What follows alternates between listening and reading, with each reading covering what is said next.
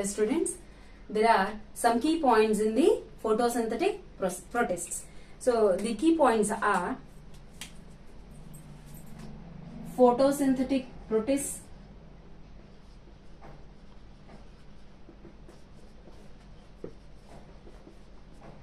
are divided into three classes. They are chlorophyta, pyrophyta and euglenophyta. Example of chlorophyta is diatoms and example of pyrophyta is dinoflagellates and example of euglenophyta is euglena. So diatom cell wall composition is silica and dinoflagellate cell wall composition is cellulose. Euglena has no cell wall, so it is made up of a protein rich layer called pellicle. So this pellicle consists of proteinaceous strips which are supported by microtubules.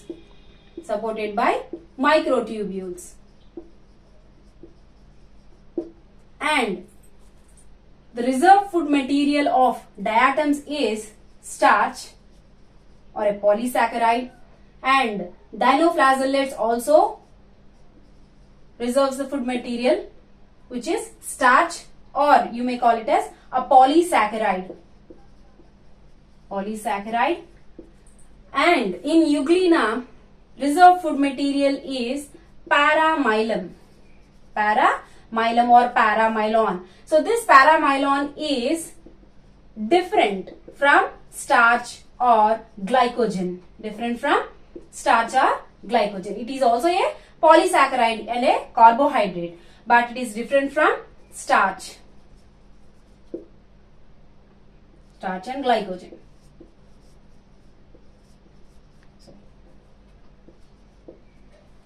So these are the key points which are left in photosynthetic protists. Next, after completing these photosynthetic protists, there is another category, that is second category. They are protozoan protists. So these are protozoan protists. These protozoan protists are animal-like.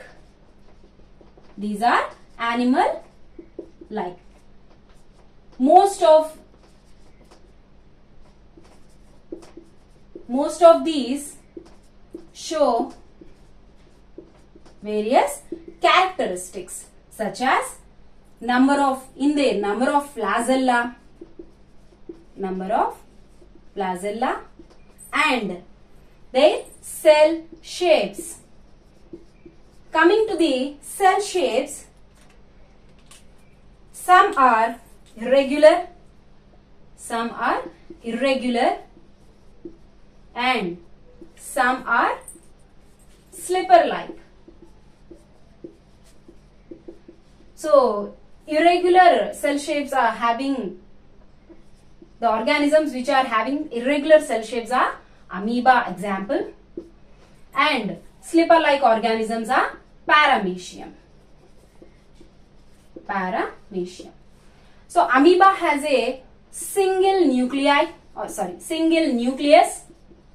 and paramecium has two nuclei, or it is a binucleate. And some of the organisms such as Palomixa,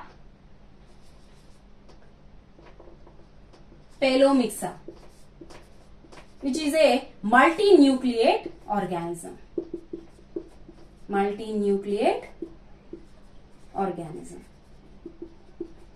Coming to the nutrition, these uptake nutrients by parasitic mode, symbiotic mode, holozoic and saprophytic mode. So in all of these, parasitic mode of nutrition has two types of modes. They are endoparasites and ectoparasites. most of these protozoan protists are endoparasites. Coming to the locomotory organelles or locomotive organs.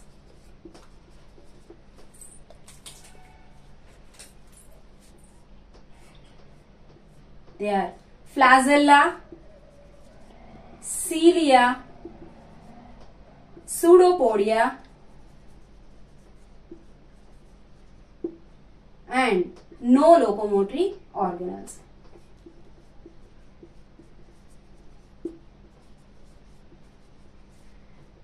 So these are spores. The organisms which are constituting these flagella, these are kept under zooflagellata. Zooflagellata. And the organism constituting of cilia kept under ciliata. And pseudopodia, these are sarcodina. And the organisms which have no locomotory organelles are kept under sporozoa.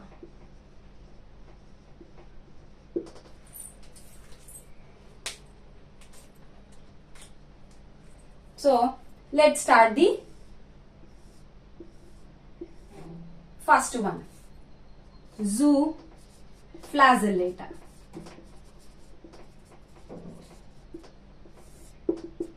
These zooflagellata consist of one or many flagella, and most of these are endoparasites, and they are pathogenic. They reproduce by asexual reproduction,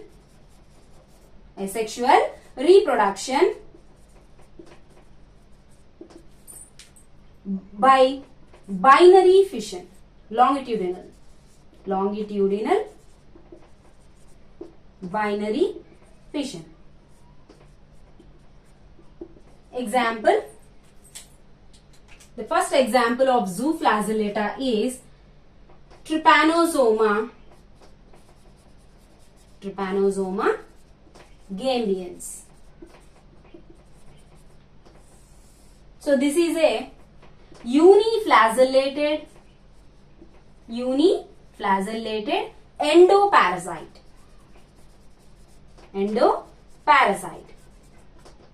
It is digenetic. It is a digenetic.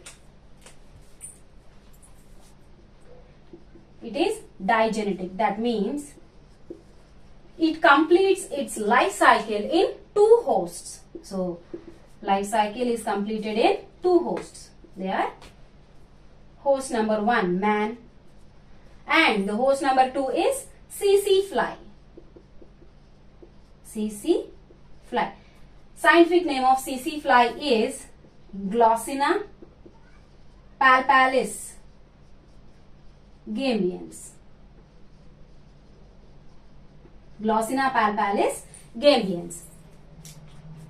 So, how this enters into the man? It lives in this trypanosoma gambiens, which lives in the salivary glands of CC fly, and it enters into the human through saliva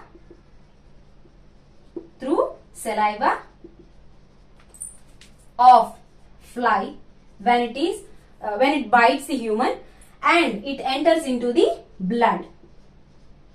So from blood it enters into the lymph, and from lymph it enters into the cerebrospinal fluid. So when it reaches this cerebrospinal fluid, the person feels, or the human, he feels sleepy and lethargic. Lethargic means decrease in consciousness. decrease in consciousness, and unconscious, becomes unconscious. These are the symptoms. So what is the disease which is causing these symptoms? Is sleeping sickness, or trypanosomiasis,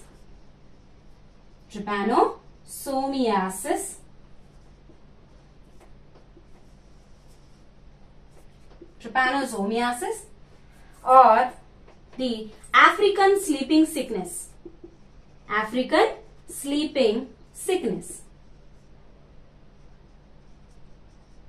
This is because the tsetse fly is only found in Africa. Tsetse fly is found in Africa.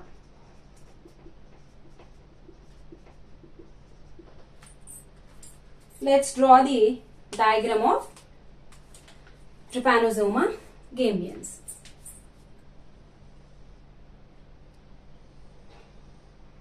So this is the organism.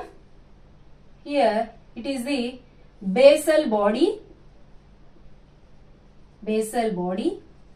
and from this a flagella arises, which is attached to the plasma membrane of the organism. So we can call it as undulating membrane, and this is the axoneme, and this is the free part of flagellum.